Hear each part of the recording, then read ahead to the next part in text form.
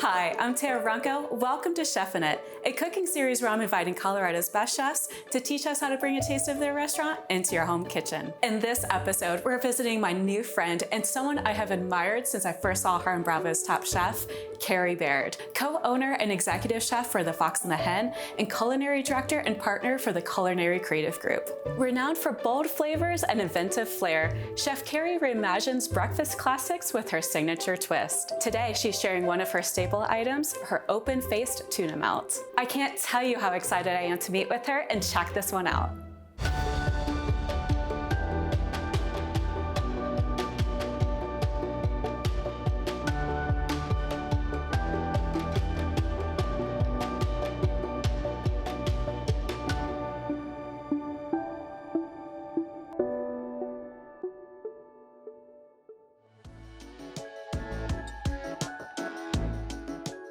Chef Carrie, you've invited me into your beautifully kind of quirky and unique and fun restaurant, Fox and the Hen. I literally just marathoned your season of Top Chef, and you made fancy toast for our Michelin 3 chef, David Kinch, which you won that challenge. Was that the inspiration behind this restaurant? Gosh, good question. Meeting David Kinch, going into Top Chef, he was my favorite chef, and there he was, just like, like I was so excited. And then to win that challenge was so cool. But the inspiration behind Fox and the Hen was breakfast. I'd always wanted to do breakfast. So we do a handful of classic standards, pancakes, but then I also really like to twist things up a little. The menu is very seasonal.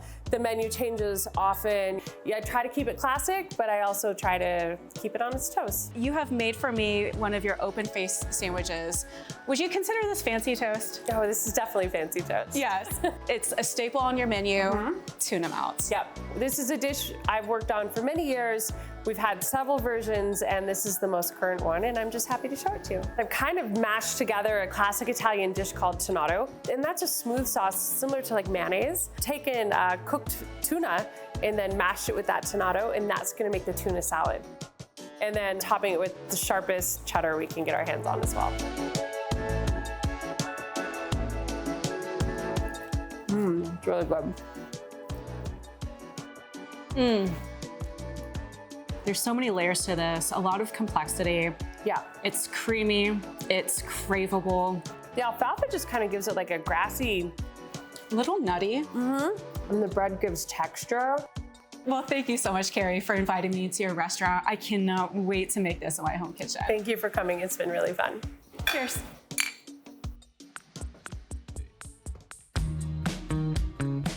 Chef Carrie, we were just at your restaurant. You introduced me to your famous tuna melts, and you're gonna show us how to make a variation of it here today. Yeah, thanks for having me. Your kitchen's so cute. Oh, thank you.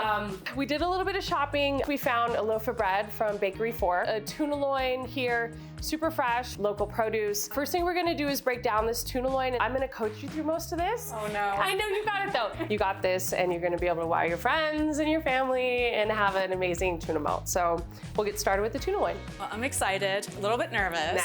So definitely walk me through this. I want you to use my knife. Shout out to my homies at Carbon Knife Co.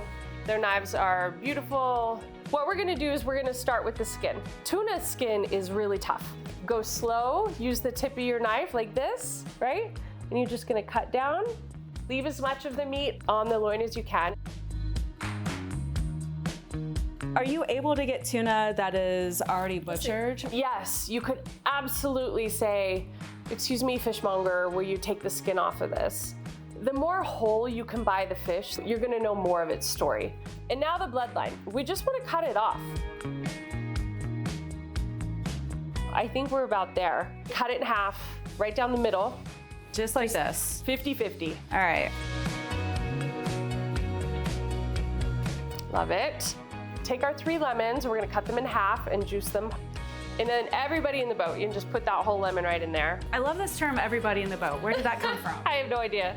If you want to work in my kitchen, 90% of the recipes, that's the instruction you're gonna get. Everybody in the boat. One step. Love it. I feel like you guys have a lot of fun there. You spend so much of your life working, it shouldn't be torture, right? I like to be at work, and I think that my staff and my friends and my family should like to be there too. All right. Garlic in whole cloves. Whole cloves. Yep, just straight in. All right. Yep. Well, that's easy. I can do that. A little bit of that. Maybe 2 more of those same pinches. And then we're gonna bake this. Essentially, we're making canned tuna.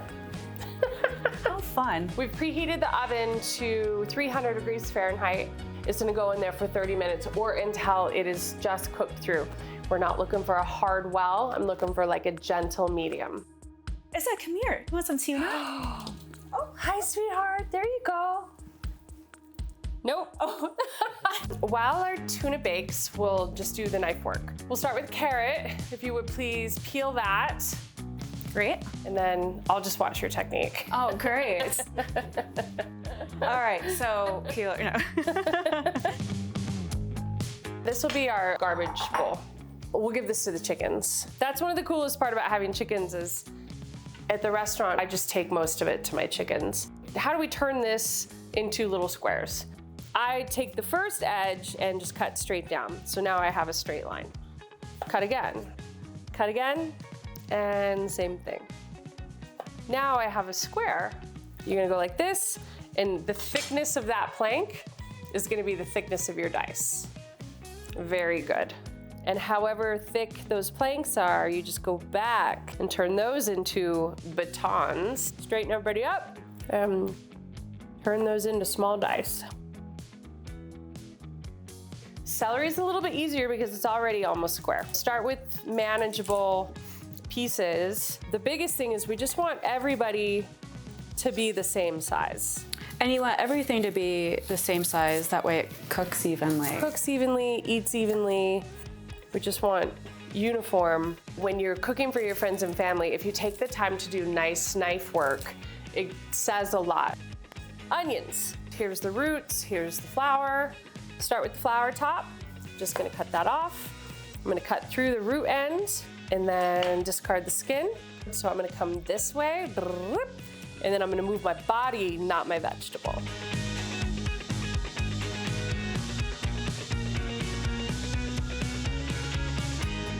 Next, pepperoncinis. Delicious. I love them, they're so good. They're just a pickled pepper, and yeah, ooh, they're spicy. They are. A little kick. Right? I try to get as much as I can. We want the seeds, we want the pith. For the dill, I just kind of strip it. With any fresh herb, I just want you to run your knife through it quickly. In the boat. Everyone in the boat. Parsley, take the top and just fold it under just to make a nice uniform little bundle. Hold it tight with my left hand. And then I'm just gonna run my knife through it and just shift nod. I'm not looking to mince this. I'm not looking to beat the crap out of it. I wanna know that it's parsley. And don't just pick the leaves off. That's ridiculous. Whoever taught everybody to do that, wrong. We're gonna get the fish out. It's been 30 minutes. And then just to slow the cooking, we're just gonna get it out of the oil and just start the cooling process. And what do you want it cooled down to? Well, eventually you're gonna want it cold, like 36 degrees. So we've confit the tuna, we've done the mise. What is the next step? Okay, so now we're gonna make what the Italians call a tomato sauce. It's a classic Italian sauce. I'm gonna put some of our chilled tuna that we just, confit with the oil, and that's gonna be the dressing to our tuna salad. When making, especially an emulsified sauce, make sure everything's cold. So yes, we cooked this and then we chilled it. Everybody in the boat. 6 anchovies. These are white anchovies, capers, brined, not salted. 2 cloves of garlic. This is the garlic that was in our tuna confit. 2/3 of a cup of Dijon mustard.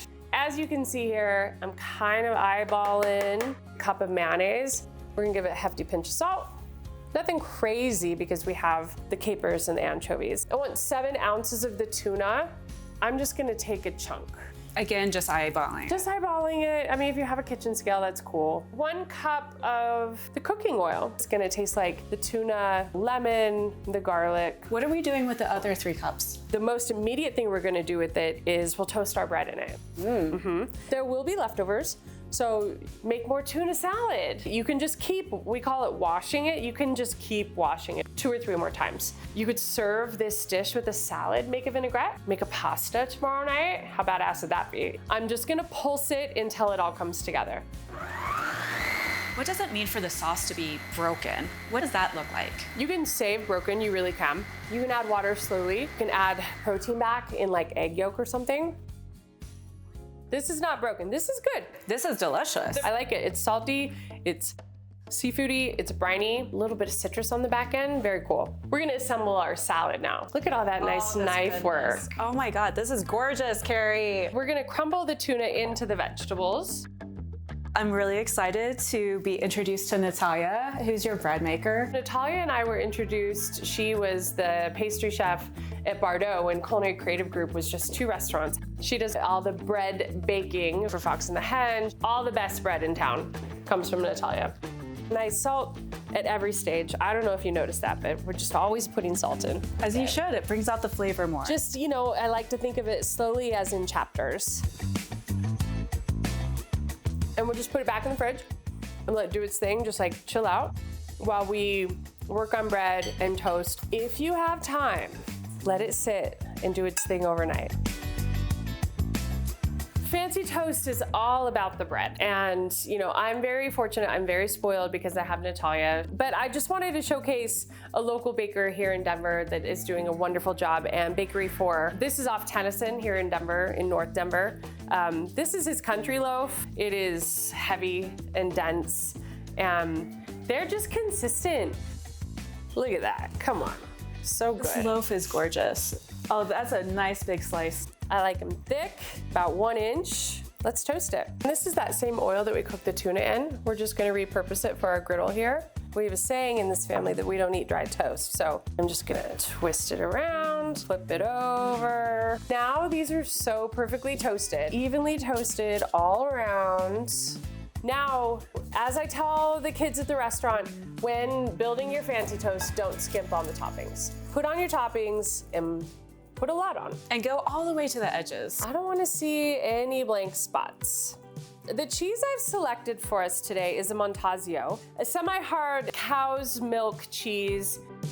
I want a good amount. I prefer white cheese, anything that's not overly salty or overly hard. We're gonna bake it here in your home today. If you have a nice broiler, that works as well, but a hot oven will be just as good. It's hot. They're done. They are hot. Smells so good. Oh my God, Carrie. This looks insanely delicious. So I think the grassiness of these sprouts are going to really lend themselves to that Montasio. Just a little bit more salt. I've had my sodium levels checked. I'm fine. Well, there you have it. Ahi tuna fancy toast. This is beautiful. Thank you. It's really fun, right? Yeah. Kind of classic, a play on a childhood favorite, but kind of dressed up all fancy. Cheers. Cheers. Oh, this is good. Oh, I like the cheese on this one too. I'm a big fan of the sharp cheddar, but I love the Montasio. It's so nutty. I think that cheese might be better. Shoot. I just one-upped myself. This is good. It's so good. You took the time to put so much work into your knife work. It's so good. That's really delicious. We should have taken a photo of it. Signed it with love. My knife. Thank you so much for joining us today. And thank you to Chef Carrie and Fox and the Hen. Stick around after the episode for a visit with Natalia, the Fox and the Hen's baker. If you want to make this dish, you can find the recipe on our website at chefinit.com. I'll see you next time on Chefin' It.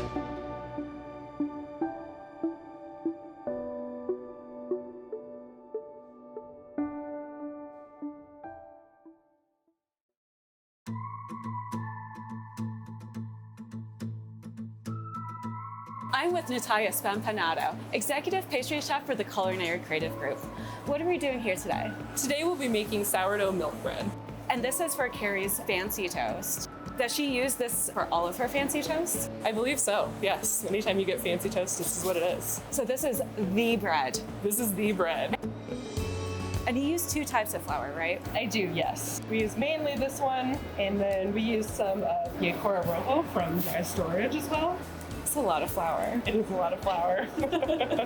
So tell me a little bit about the recipe and its evolution. I've been using this recipe, some version of it, for about 15 or so years now. I've had the starter around for a long time now.